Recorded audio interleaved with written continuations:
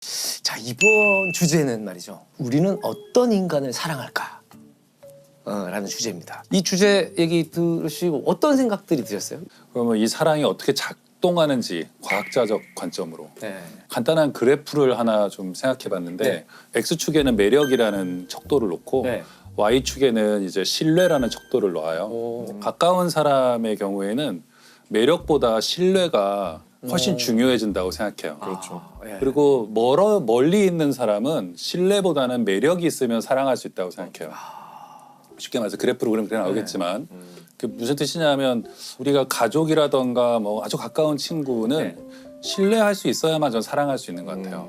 부부라던가 이런 사람은 이 사람에게 내가 마음을 터놓을 수 있고 그 사람이 나를 믿는다는 게 나도 느껴지고 네. 그런 사람이 사랑할 만한 사람인 것 같고 근데 매력도 곧 잊혀지잖아요. 그죠? 그럼요. 네, 근데 멀리 있는 사람, 신뢰는 그렇게 중요하지 않은 것 같아요. 매력이 있으면 우리는 사랑하는 것 같아요. 가까이 있는 사람한테보다 더 사랑할 수도 있거든요. 맞아요. 멀리 맞아요. 있는 네. 사람을. 도대체 우리가 멀리 있는데 뭘 한다고 매력을 느끼며 그 사람들을 그렇게까지 사랑하나 그것에 대해서 좀 생각해봤어요. 뭐가 우리를 멀리 있는 저 별과 같은 존재들 뭐 그런 존재들을 사랑하게 만드는가. 이 주제를 들으셨을 때 고민이 많으셨다고 그랬잖아요. 너무 고민을 많이 했어요. 음. 일단 사랑이란 무엇인가부터 시작해야 했고 네, 네. 우리는 어떤 사람을 사랑하는가? 우리가 사랑한다는 것은 사실인가? 실제로 무엇을 사랑하는 것인가? 이런 생각을 사실 되게 많이 했어요. 너무 많은 고민을 쓸데없이 많이 했는데 우리 이제 쓸데없는 얘기하는 프로그램이니까 그 제가 좋아하는 작가 중에 이제 알랭 드보통이라는 네, 알랭 작가 드보통. 있는데 이 작가가 사랑에 관한 3부작을 쓰면서 이제 좀 사랑에 대해서 말하는 작가의 대표 작가 중에 한 명이 됐어요. 이제 알랭 보통의 책에서는 사랑이란 주제, 남녀 간의 사랑이란 주제를 놓고 여러 방면에서 조명을 하는데요. 그 작품을 보면 우리가 이렇게 연애를 하고 사랑하는 사람을 만나고 하는 게 그 사람을 정말 사랑하는 걸 수도 있지만 그 사람과 함께 있는 이 순간에 나를 사랑한다는 거예요. 내가 이렇게 멋진 식당에 가서 맛있는 걸 먹고 있는 나. 멋진 어떤 상대방과 함께 동반하여서 이 풍경과 분위기를 즐기고 있는 전시되는 나를 나. 사랑한다는 거예요. 그 지적이 저는 굉장히 많이 와닿았고요. 그래서 저는 제가 사랑하는 사람은 어떤 사람인가, 나는 누구를 사랑하는가를 생각했을 때 일단은 남편분은 아니신 것 같고. 서론이 너무 길었나요? 저는 전 것 같아요. 저는 일단 제가 제일 좋고 저를 제일 사랑하고 있고 다른 사람들을 볼 때 자기 자신을 잘 사랑하는 사람을 되게 좋아해요.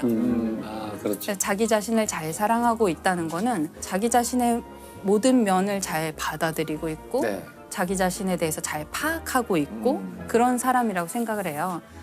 제가 이제 대학원에 오고 싶어하는 혹은 천문학자가 되고 싶어하는 제 후배들이 이제 저한테 가끔 고민 상담을 하러 올 때가 있는데 전 천문학 하고 싶은데 어떻게 하면 되나요? 아니면 자기는 과학자 되고 싶은데 수학 과학을 잘 못해요. 물리 어려워요. 이런 식의 질문을 하러 와요.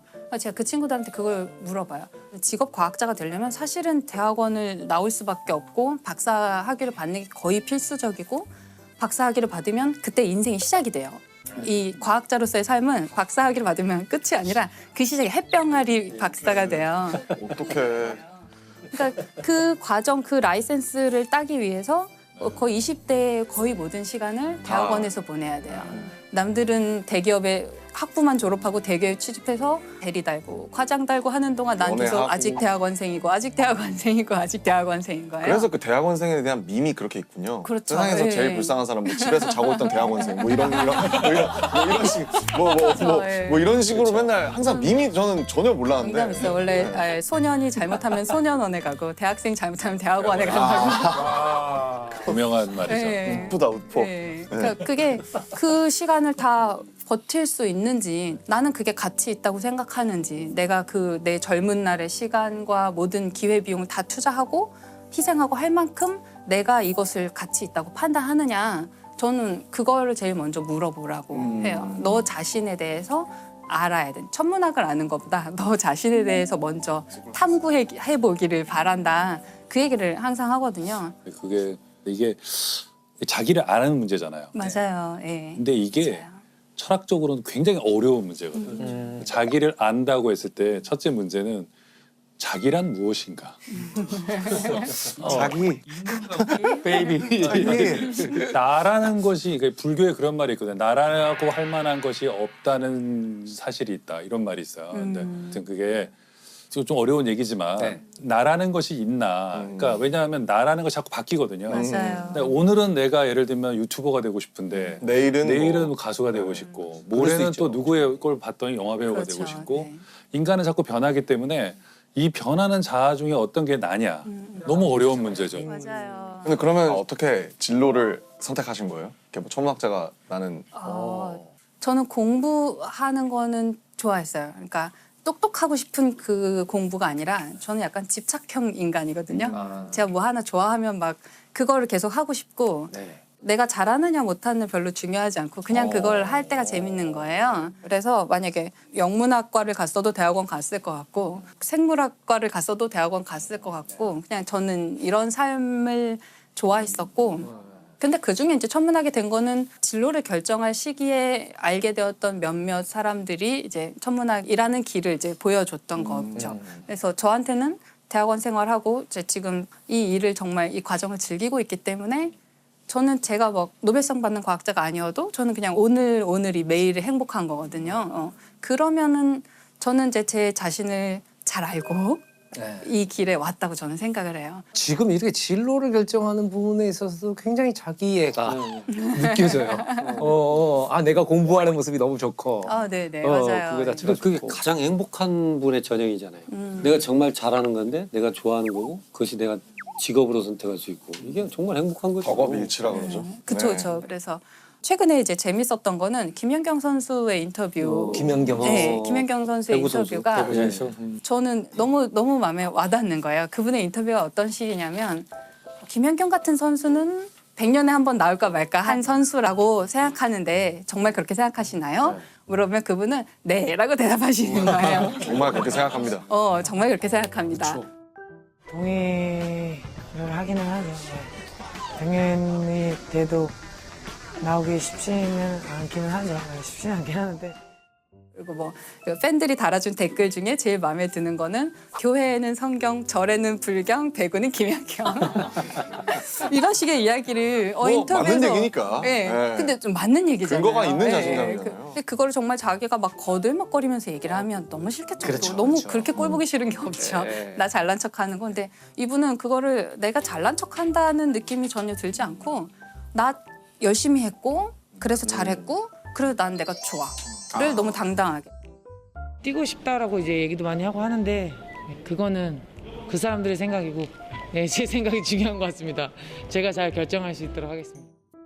그러니까 사실 너무 겸손한 것도 좀 이상하잖아요. 그렇죠, 막 사실. 우리나라는 너무 아무래도 겸손을 약간 뭐랄까 너무 이제 미덕으로 최고의 보니까. 미덕처럼 또 그런 걸 볼 때 되게 김연경 선수의 그 자기 사랑이 너무나 건강한 모습이다. 아, 좋은 표현입니다. 되게 본받고 예, 싶다 예. 그런 생각 너무 많이 들어요. 아. 이게 자기 자신을 잘 사랑한다는 게 예를 들어서 내가 김연경인데 나는 오늘 최고의 점수를 득점 왕이 됐어. 그러니까 나를 사랑해가 아니거든요. 내가 잘못한 점도 있겠고 내가 부족했던 점도 있고 근데 그걸 그냥 잘 인정하는 거잖아요. 다 수용하고 어제 내가 잘못한 것도 그렇죠. 나고 오늘 실수했던 것도 나고 뭐 내일 부족한 점을 좀 메꿔서 내일 더 잘하려고 하는 것도 나고 그러다 또 실패하는 것도 나고 그걸 받아들이지 않으면 나의 멋진 모습, 예쁜 모습만 사랑하면 너무 허울만 있는 거죠. 너무 무너지기 쉬운 모래성 같은 거고요. 내가 못난 점도 있고 내 가장 발자크스러운 점을 내가 스스로 가장 잘 알지만 그래도 그런 나를 사랑하는 것이 굉장히 어려운 일이에요. 김치경 선생님은 자기 자신에 대한 사랑을 얘기하시잖아요. 자기 애를 얘기하시는데 그러면 이제 심사위원 심채경, 선수 심채경, 자 도마 경기예요. 자 뛰어가다 탁 넘었어. 몇 점입니까? 10점 만점에. 아, 제 자신이요? 네. 제 자신은 저는 10점입니다. 아 10점입니까? 네. 그러니까 멋있다. 그게 남이 평가하는 나는 5점이나 7점이나 네. 실격일 수도 있겠죠. 네. 경기장 밖으로 넘어 떨어졌을 수도 있지만 그게 나라는 심사위원한테는 그게 내가 10점인 거죠. 의외로 굉장히 외윤의 극강의 캐릭터세요. 아니 아까 말씀드렸잖아요. 목소리 제일 작으신 분이 제일 그러니까 위너야. 실눈캐 같은 거죠. 약간. 근데 이게 사람이 좀 약간 행복해지는 게 되게 어려우면서도 어찌 보면 되게 단순한 게 가치 판단의 무게 중심이 내 안에 있으면 되거든요. 우리가 천체들도 보면 무게 중심이 그 천체 안에 있으면 얘는 안정적으로 존재할 수 있어요. 근데 이 천체가 다른 천체들과 주고받는 무게 중심이 이 천체 밖에 있으면 궤도가 계속 섭동이 되는 거예요.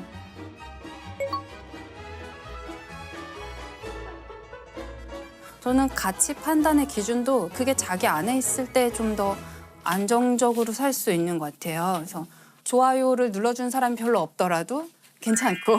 그렇죠. 사실 그 지점인데 그 가치 판단의 무게 중심이 본인 안에 있기가 갈수록 힘들어지고 있어요. 그럴 수 있어요. 왜냐면 알고리즘이라는 것들이 계속 나에 대해서 데이터를 맞춰서 분석해주고 뭘 추천해주고 하는데 그거를 제가 좋아하는 내 색이라고 받아들이면서 사실은 비슷비슷한 테이스트나 비슷비슷한 색을 갖게 되는데 근데 나는 또 굉장히 내가 유니크한 무언가 뭐라고 생각을 하면서 사실은 끊임없이 그 알고리즘과 시스템의 영향을 계속 노출되는 세상이잖아요. 맞아요. 그래서 그 가치 판단의 무게 중심을 그 자기 안에 두는 게 사실은 연령이 저는 낮을수록 스마트폰에 친할수록 훨씬 더 어려워질 거라고 어려울 것 생각해요. 같아요. 네. 오히려 좀 혼란스러울 것 같아요. 그 SNS나 네, 네. 네, 아까 말씀하신 것처럼 자기 안에 있어야 된다고 그러는데 그 자기가 있느냐 이게 일단 문제고 이러면 오늘 녹화가 안 끝나요. 이걸 좀 반대로 생각해 보면 나의 경계를 조금 희미하게 흐릿하게 두는 것도 저는 좋은 것 같아요. 그래서 좋아요 수에 집착하는 나 어때? 상관없잖아요. 그럴 수도 있다. 예, 알고리즘이 추천하는 대로 그 알고리즘 아주 충실하게 따라가서 그걸 내 취향이라고 생각하는 나 또 어때? 예, 그것도 괜찮다고 저는 생각하거든요. 그래서 내가 나라는 자기 자신을 너무 촘촘하게 너무 가둬놓으면 그 안에 무게중심을 잡는 거는 발레리나가 발끝으로 서 있는 거랑 똑같은 거예요. 너무 쉽게 무게중심이 흔들릴 수 있어요. 근데 내 자신이 아주 바닥에 그냥 철푸덕 주저앉아 있거나 누워 있다고 생각하면 무게중심을 내 안에 유지하기가 너무 쉽거든요. 그래서 그런 면에서 조금 자기 자신한테 너무 엄격하거나 너무 어떤 특정한 모양으로 내가 있기를 기대하지 않는 것도 괜찮다고 저는 생각하거든요. 그럼 박사님은 뭔가 그렇게 그 김연경 선수님의 작았던 키처럼 뭔가 이렇게 벽 앞에 막혔다라고 느꼈을 때 어떻게 극복하셨는지 그런 케이스가 있으신지. 벤치에 앉아 있었던 그렇죠. 저는 대학에 처음 들어왔을 때가 좀 어려운 시기였어요. 근데 제가 망원경을 직접 본 적이 한 번도 없는 상태였어요. 저는 그냥 과에는 뭐 중학교 때부터 자기가 렌즈를 직접 깎아서 망원경을 만들어 본 장인이 사람. 있어, 장인이. 네. 갈릴레오 지대도 아니고 전문학자 하기 힘들다 힘들어. 네, 아주 어릴 때부터 관측을 많이 해본 사람 집에 굉장히 큰 병통의 망원경이 있는 사람들이 많은 거예요. 그리고 제가 잘 모르는 별자리 신화 이야기를 막 끝도 없이 나오는 거예요. 그럴 주눅 때 들었겠다. 완전히 주눅 들죠. 완전히 주눅 들고 나는 별자리도 모르는데 학교에서는 별자리 가르쳐주지 않아요. 그러면 저는 계속 교양이 없는 상태로 교양이 없는 인간이 되는 거예요. 그게 너무 이제 처음에 주눅 들기가 쉬웠거든요. 저는 그게 처음에 되게 어려웠는데 저는 좀 시간이 지나면서 제가 할 수 있는 일을 찾기 시작했어요. 예를 들어서 과학은 우리가 팀을 이루어서 일을 하기 때문에 계산 잘하는 친구가 너무 필요하고요. 컴퓨터 코딩 잘하는 친구가 필요하고 그래프를 너무 멋있게 누구나 이해할 수 있는 좋은 그래프를 그리는 친구가 또 필요하고요. 또 뭐 펀드가 필요하니까 과제 예산을 잘 따오는 어떤 다른 동료나 선배가 필요하고 그 모든 사람들이 팀을 이뤄서 일해요. 그중에 제가 할 수 있는 역할을 이제 찾는 거죠. 네. 그게 뭐였어요? 그렇게 하면 돈을 따오는 일? 돈을 따오려면 아직 좀 더 거물이 돼야 되고 예. 쉽지 않구나 그거. 네, 저는 저는 왜 그래프 그리는 것도 그래프 예, 그리는 코딩하는 것도 코딩, 좋아하고 그런 면에서 또 저는 꾸준히 가만히 앉아서 계속 그 자리에 앉아 있는 걸 잘해요. 사실은 그건 저것도 재능이라고 생각해요. 저는. 재능이에요. 네. 쉽게 질리는 사람도 있는데 너가 열심히 하다가 다 못하겠으면 나한테 주고 가. 너 가. 그럼 내가 앉아서 나머지 하고 있을게. 오케이. 그러면 이제 다음 날 그 친구가 와서 또 잘하는 거예요. 그래서 저는 운이 좋게도 과학은 팀을 이루어서 일을 하니까 저도 어딘가에 톱니바퀴가 맞는 데가 있는 거예요. 잘 찾아 들어가면. 제가 욕심을 막 부려서 저라는 퍼즐이 안 맞는 엉뚱한 곳에 가서 저를 막 끼워 넣으려고 하면 너무 괴로운데 그냥 그 순간에 그 팀에서 내가 할 수 있는 일을 계속 찾는 거죠. 그러면은 그럭저럭 지낼만 해요. 그럭저럭 행복할 수 있고 그럭저럭 실패하지 않을 수 있어요. 그거 매일매일 좋다. 조금씩. 팀으로 일할 수 있고 문학은 그런 거 안 돼요. 맞아, 그렇죠. 맞아. 팀으로 만들면 싸워요. 누가 서문을 쓰고 뭐 이럴 순 없잖아요. 저는 심채용 박사님의 이 사실 우리 사회에서는 굉장히 베일에 쌓인 분 같은 네. 느낌이 있잖아요. 와, 너무나 뜻밖으로 10점 만점에 10점. 점수를 매기는 건 제 예. 자유니까요. 예, 그렇게 자기애가 있으시고 자기 자신을 사랑하시는 분인지. 강하신 것 같아요. 네, 몰라요. 네. 진짜 외운의 강. 네. 김상 교수님은 어떠셨어요? 짝꿍이시잖아요. 전 사실 그 심채영 박사님이 쓰신 책이 있어요. 그 책을 보면서 받은 느낌이 있는데 그 느낌과 비슷하다는 걸 다시 한번 확인한 것 같아요. 그 책에서도 이렇게 자신감 뿜뿜하는 얘기들이 많이 나오고 1장의 제목이 대학의 비정규직 행성 연구자. 자, 있는 그대로 이렇게 표현한 거죠. 네, 그렇게 쓰는 게 쉬운 일은 아니거든요. 정확하게 표현을 하셨네. 지금은 물론 이제 지금 이제 정규직 네, 몇 달 안 연구이지만 됐습니다. 아이고 축하드립니다. 저 정년 보장의 꿈을 이루었어요. 그렇죠. 그러니까 그걸 스스럼 없이 오히려 그걸 이제 소재로 하여 글을 쓰신다는 거 보면서 뭔가 단단한 분인 줄 알았는데 이제 오늘 보니까 역시 다르지 않았다는 생각이 들었어요. 왠지 이번 편 나가면은 심채영 박사님 공익광고에 나오실 것 같아요. 아, 진짜로. 10점 만점에 10점. 제 생각에 동화를 한번 뛰셔야 될 수도 있어요. 그다음에 심사위원도 한번 하시고. 10점 만점에 10점이었습니다.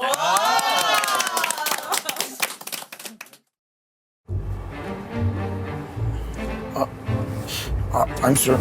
Is here? Oh no, tissue. I'm not gonna cry. I said I'm not gonna cry.